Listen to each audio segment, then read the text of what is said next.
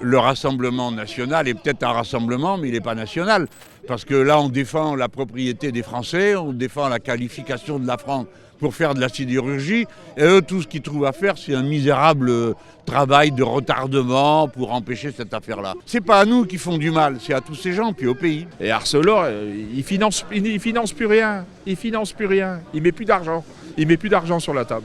Nous, on le voit, on est sur les outils. Les outils sont dégradés, dans un état de dégradation. Ils attendent en fait, tout ce qu'ils attendent, c'est que ça casse.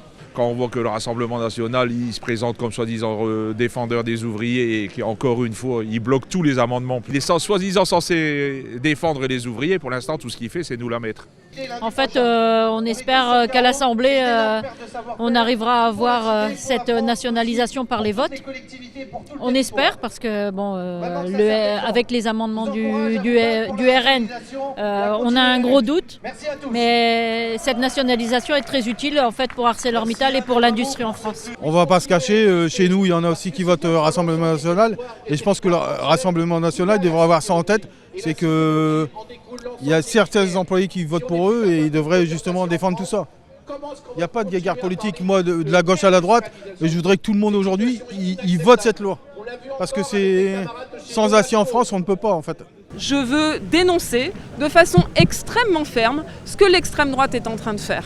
L'extrême droite a déposé 290 amendements sur cette proposition de loi qui fait 3 articles pour empêcher son adoption.